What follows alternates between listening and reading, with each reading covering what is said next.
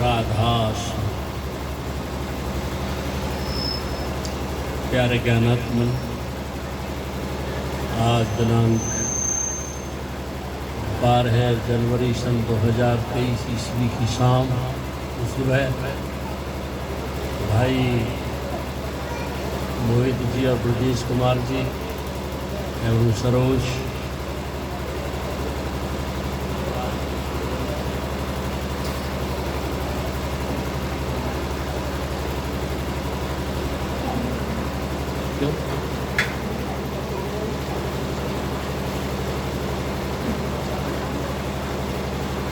परिवार के सौजन्य, समस्त परिवार के सौजन्य से हम दिवंगत डॉक्टर चंद्रपाल सिंह जी के वर्षी के रूप में इन लोगों ने हम सबको आमंत्रित किया है। थोड़ा सा यहाँ इस बात को समझ लें, जिस मनुष्य को जिंदगी में उसके प्रारब्ध कर्म के अनुसार पूरा गुरु मिल जाता है।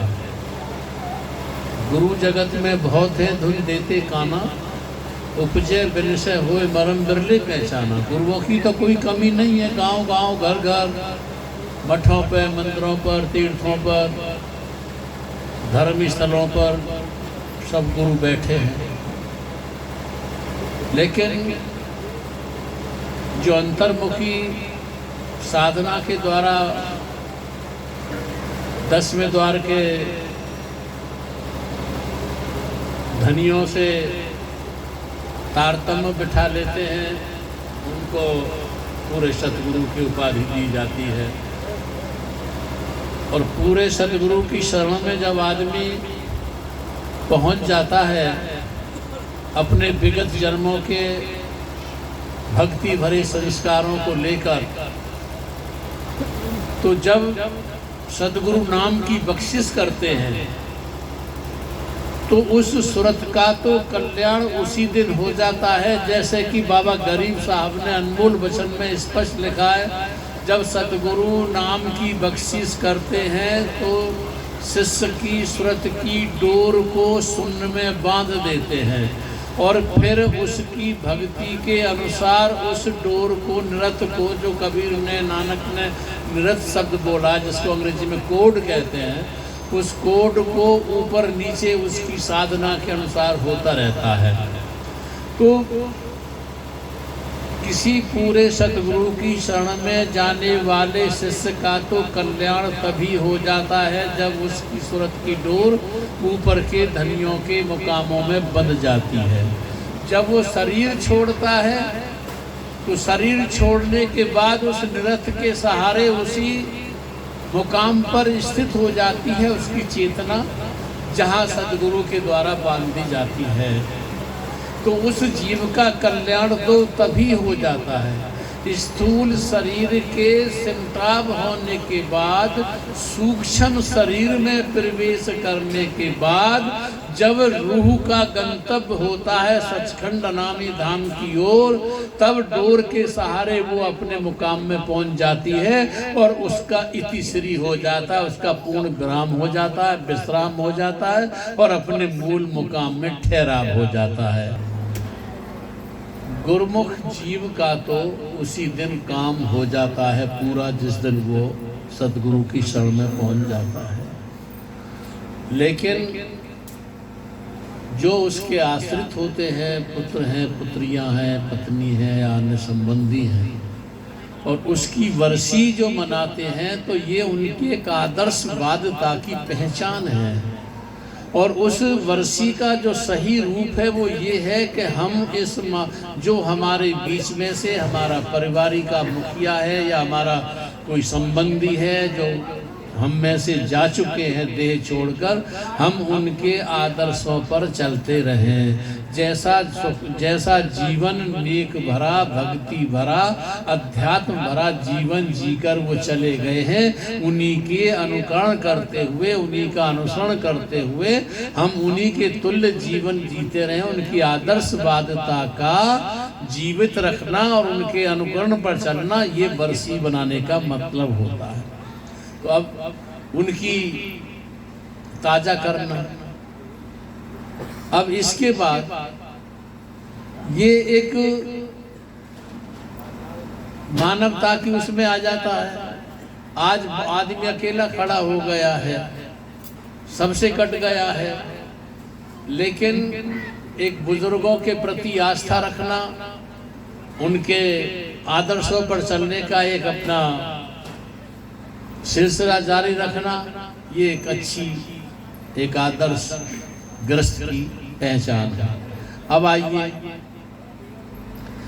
इन सब में मैं कहानी सुना करता था कि एक युवक मतलब भक्त, एक युवती भगवान के प्रेम में इतना दीवाना हो गया कि वो उसे रोज प्रेम पत्र लिखता था और प्रेम पत्र लिखने के साथ साथ उसे कुछ अंगूठी वगैरह तोहफा भी भेजता था। लेकिन प्रेम का जो थी वह उनकी सब बातों को, जो प्रेम पत्र थे, उनको अनसुनी करके, अनदेखी करके अपने स्वभाव में स्थित रहती थी।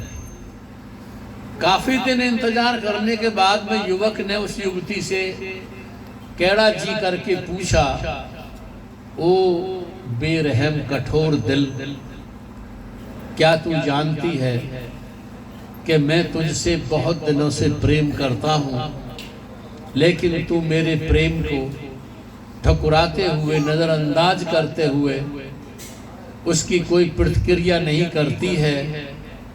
कहीं तू कठोर पत्थर दिल तो नहीं है। जब उसने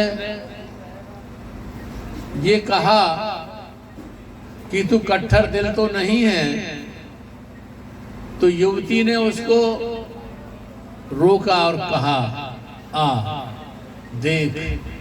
तो उसने एक बहुत बड़ा संदूक खोला और संदूक में से हजारों प्रेम पत्र, जिन इन प्रेम पत्रों पर फोटो भी लगे हुए थे, उन प्रेम पत्रों के साथ अंगूठियां, निशानियां भी लगी हुई थी, वो उसने हजारों उसके सामने खोल के रख दिए और बोली, बता प्रेम के बारे में तू ज्यादा जानता है या मैं ज्यादा जानती?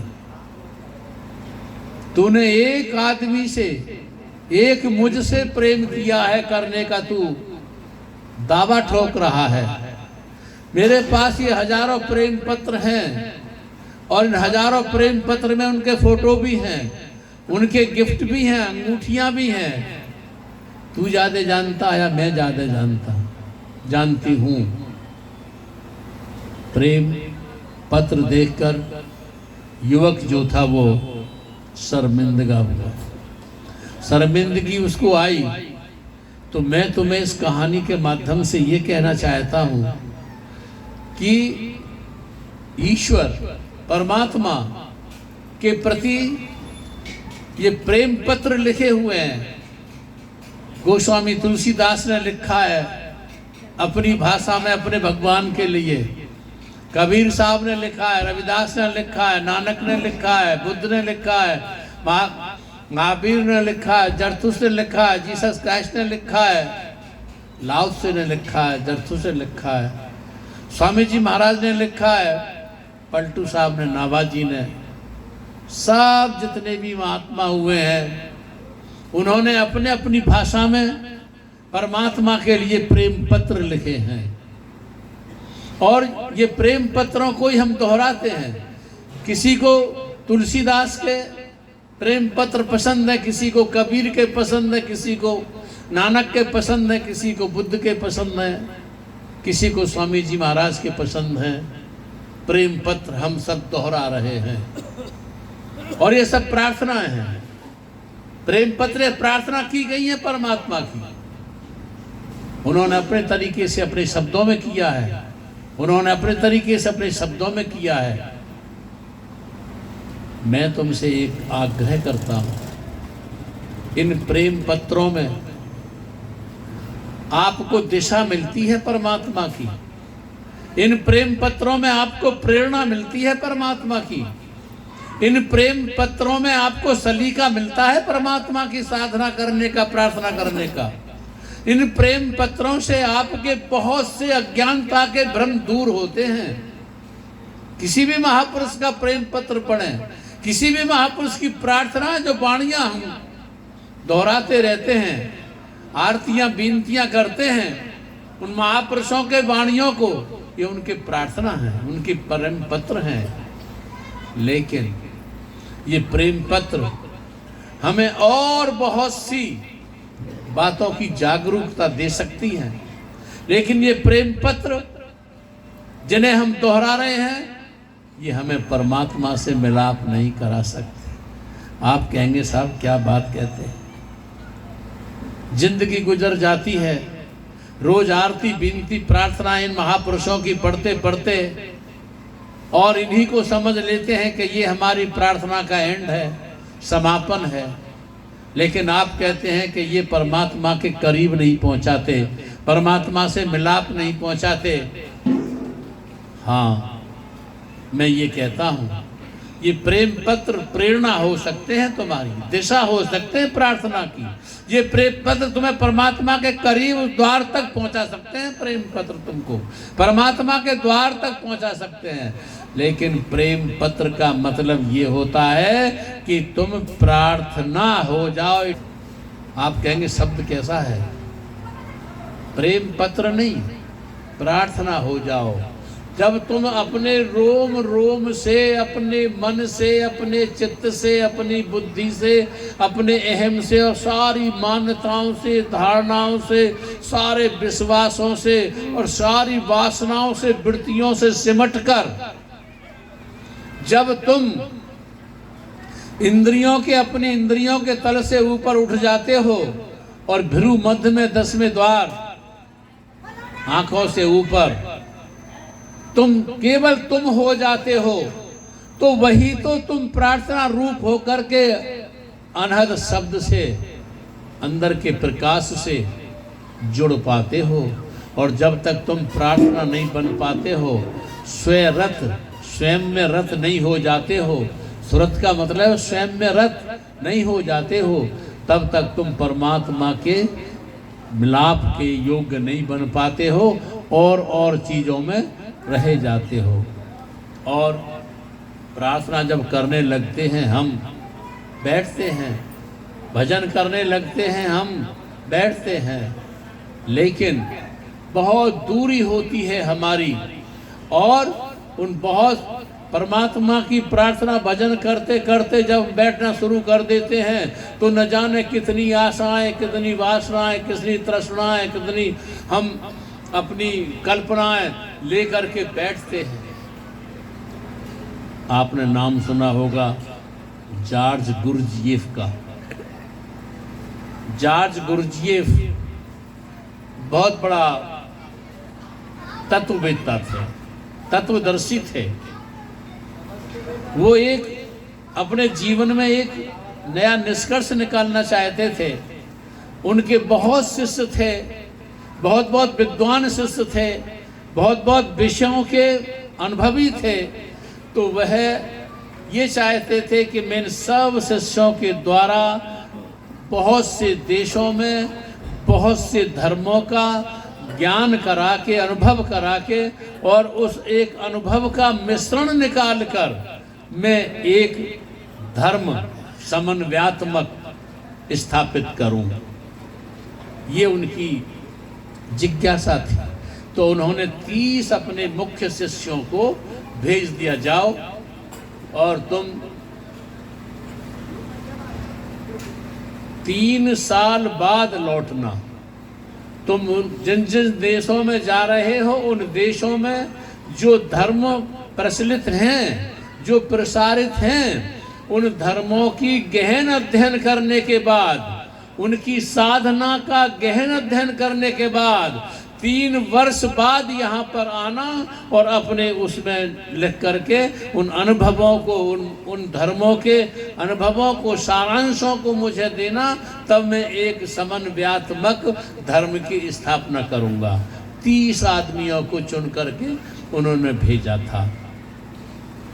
3 साल बाद जब वह अवधि पूरी हुई तो उन्होंने अपने आत्म संस्मरण में लिखा है कि जॉर्ज गुरजीएफ के 30 शिष्यों में से 3 साल बाद केवल 3 शिष्य वापस लौटे, और उन शिष्य वापस जो 3 लौटे तो उन्होंने कारण पूछा कि बाकी कहाँ गए, बाकी क्यों नहीं लौटे।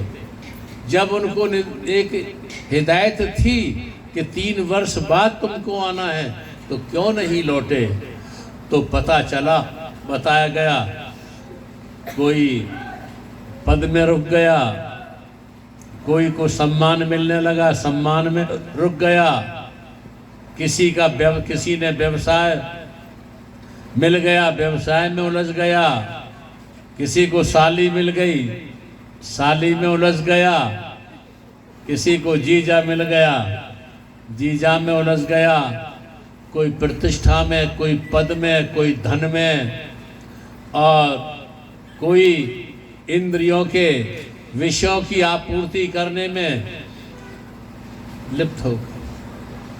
30 में से 3 पहुंचे और उन तीनों के अनुभव का निकालना चाहता था वो निष्कर्ष, एक समन्वयात्मक धर्म, लेकिन अपूर्ण रह गया और निकाल न सका।